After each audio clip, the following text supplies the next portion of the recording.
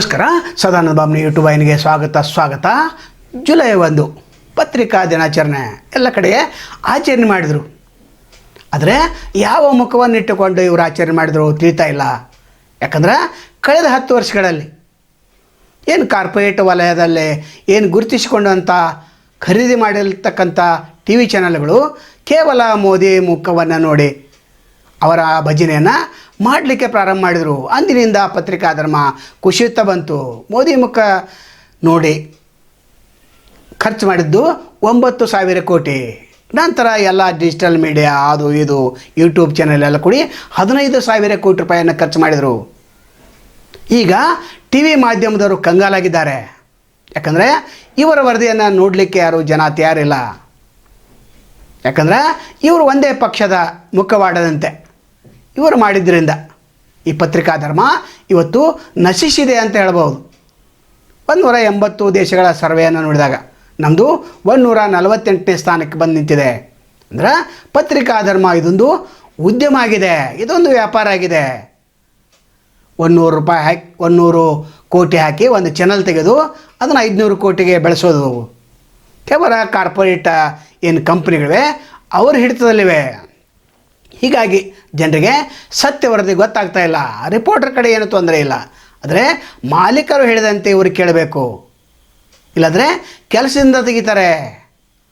ನಂತರ ಮೋದಿ ಮುಖ ತೋರಿಸಿದ ನಂತರ ಈಗ ಟಿ ವಿಯವರು ಕೂಡ ಕಂಗಾಲಾಗಿದ್ದಾರೆ. ಯಾಕಂದರೆ ಕೇಂದ್ರ ಸರ್ಕಾರ ಜಾಹೀರಾತು ಕೂಡ ಬಂದ್ ಮಾಡಿದೆ, ರಾಜ್ಯ ಸರ್ಕಾರ ಕೂಡ ಜಾಹೀರಾತುಗಳನ್ನು ಬಂದ್ ಮಾಡಿದೆ. ಈಗ ಟಿ ವಿ ಮಾಲೀಕರು ಟಿ ವಿಯನ್ನು ನಡೆಸೋದು ಭಾಳ ಕಷ್ಟದಾಯಕವಾಗಿದೆ. ಅದಕ್ಕೆ ಅವರೇ ಕಾರಣ ಅಂತ ಹೇಳ್ಬೋದು. ಒಟ್ಟಾರೆ ಪತ್ರಿಕಾ ಧರ್ಮ ಕುಸಿದು ಹೋಗಿದೆ ಅಂತ ಹೇಳ್ಬೋದು. ಇನ್ನು ಹಿಂದಿ ಚಾನಲ್ಗಳು 80% ಅದಾನಿ ಒಡೆತನದಲ್ಲಿವೆ. ಅದಾನಿ ಅಂತ ತಮಗೆ ಗೊತ್ತಿದೆ. ಅದಾನಿ ಅಂಬಾನಿ ಮೋದಿಯ ಪಕ್ಕಾ ಸ್ನೇಹಿತರು, ಬಿ ಜೆ ಪಿಯ ಡಾರ್ಲಿಂಗ್ಗಳು ಅಂತ ಹೇಳ್ಬೋದು. ಇವರ ಕೈಲಿ 80% ಜನ ಟಿ ವಿ ನ್ಯೂಸ್ಗಳನ್ನು ನೋಡೋದನ್ನು ಬಂದ್ ಮಾಡಿದ್ದಾರೆ. ಇದಕ್ಕೆ 10 ವರ್ಷದ ಆಡಳಿತ ಅವಧಿಯಲ್ಲಿ ಇವರು ಏನು ಮಾಡಿದಂಥ ಲಪಡಗಳೇ ಸಾಕ್ಷಿ. ವಿರೋಧ ಪಕ್ಷದ ಒಂದೇ ಒಂದು ಸುದ್ದಿಯನ್ನು ಹಾಕಲಿಲ್ಲ. ಈ ಚುನಾವಣೆಯಲ್ಲಿ ಕೂಡ ಮೋದಿ ಮತ್ತೊಮ್ಮೆ ಆರ್ಚಿ ಬರಲಿಕ್ಕೆ ಇವರೇ ಕಾರಣ ಅಂತ ಹೇಳ್ಬೋದು. ಇನ್ನು ಸೋಷಿಯಲ್ ಮೀಡಿಯಾ ಇದು ಕೂಡ ಒಂದು ಸ್ವಲ್ಪ ಚೆನ್ನಾಗಿ ಕೆಲಸ ಮಾಡ್ತಾಯಿದೆ ಅಂತ ಹೇಳ್ಬೋದು. ಯಾಕಂದರೆ ಎಲ್ಲರೂ ಕೂಡ ಏನು ಯೂಟ್ಯೂಬ್ ಚಾನಲ್ದಲ್ಲಿ ಏನು ವರದಿಗಳು ಬರ್ತವೆ ಅವುಗಳನ್ನು ಜನ ನೋಡ್ತಾ ಇದ್ದಾರೆ. ಯಾಕಂದರೆ ಸತ್ಯ ಇಲ್ಲೇ ಗೊತ್ತಾಗ್ತಾ ಇದೆ. ಎಲ್ಲವನ್ನು ಮುಚ್ಚಿಟ್ಟು ತೋರಿಸಿದ್ರಿಂದ ಜನರ ವಿಶ್ವಾಸವನ್ನು ಈ ಟಿ ವಿ ಮಾಲೀಕರು ಕಳೆದುಕೊಂಡಿದ್ದಾರೆ.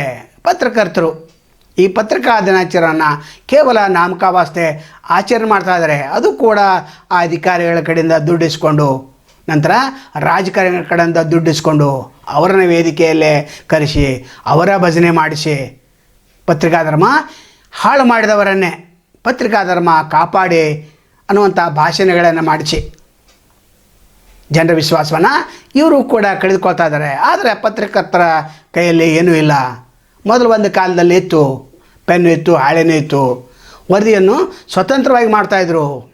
ಆದರೆ ಈಗ ಹಾಗಿಲ್ಲ. ಅವರು ಕೊಟ್ಟಂಥ ಒಂದು ವಿಷಯವನ್ನು ಇಟ್ಟುಕೊಂಡು ಇವರು ಇಡೀ ದಿನ ತೆಗಿಬೇಕಾಗ್ತದೆ. ಸತ್ಯ ಸುದ್ದಿ ಇದ್ದರೆ ಅದನ್ನು ಕೆಲವರು ಅಡ್ಜಸ್ಟ್ಮೆಂಟ್ ಕೂಡ ಮಾಡ್ಕೊಳ್ತಾ ಇದ್ದಾರೆ. ನಂತರ ತಮಗೆಲ್ಲ ಗೊತ್ತಿದೆ ಎಷ್ಟೆಷ್ಟು ಚಾನಲ್ ಎಷ್ಟೆಷ್ಟು ವ್ಯಾಪಾರವನ್ನು ಮಾಡಿದರು. ಈಗ ಜನರು ಸಹಿತ ನೋಡ್ತಾ ಇಲ್ಲ. ನಂತರ ಕಾರ್ಪೊರೇಟ್ ವಲಯಕ್ಕೆ ಕೇಂದ್ರ ಸರ್ಕಾರ ಮತ್ತು ರಾಜ್ಯ ಸರ್ಕಾರ ಕೂಡ ಜಾಹೀರಾತು ನೀಡ್ತಾ ಇಲ್ಲ. ಹೀಗಾಗಿ ಅವರು ಕಂಗಾಲಾಗಿದ್ದಾರೆ. ಇದಕ್ಕೆ ಅವರೇ ಕಾರಣ ಅಂತ ಈಗಾಗಲೇ ನಾವು ಹೇಳಿದ್ದೇವೆ. ಜನರ ವಿಶ್ವಾಸವನ್ನು ಗಳಿಸುವಲ್ಲಿ ಇವರೆಲ್ಲ ವಿಫಲರಾಗಿದ್ದಾರೆ.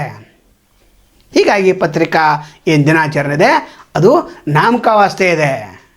ಪತ್ರಿಕಾ ಧರ್ಮ ಉಳಿಸಲು ಕೆಲವು ಯೂಟ್ಯೂಬ್ ಚಾನಲ್ ಮಾಲೀಕರು ಪ್ರಯತ್ನವನ್ನು ಮಾಡ್ತಾ ಇದ್ದಾರೆ. ಅದರ 90% ಏನು ಟಿ ವಿ ಮಾಧ್ಯಮದವರು ಡಿಜಿಟಲ್ ಮಾಧ್ಯಮದವರು ಈ ಪತ್ರಿಕಾ ಧರ್ಮವನ್ನೇ ಮಾರಿಕೊಂಡು ತಮ್ಮ ಸ್ವಲಾಭವನ್ನು ಮಾಡ್ಕೋತಾ ಇದ್ದಾರೆ. ಜನರ ವಿಶ್ವಾಸನ ಕಳೆದುಕೊಂಡಿದ್ದಾರೆ. ಹೀಗಾಗಿ ಯೂಟ್ಯೂಬ್ ಚಾನಲ್ ಮೊರೆಯನ್ನು ಜನ ಹೋಗಿದ್ದಾರೆ. ನಾಳೆ ಮತ್ತೊಂದು ತಮ್ಮನ್ನು ಭೇಟಿಯಾಗ್ತೇವೆ. ಅಲ್ಲಿವರೆಗೆ ಎಲ್ಲಿ ಶುಭವಾಗಲಿ. ನಮಸ್ಕಾರ.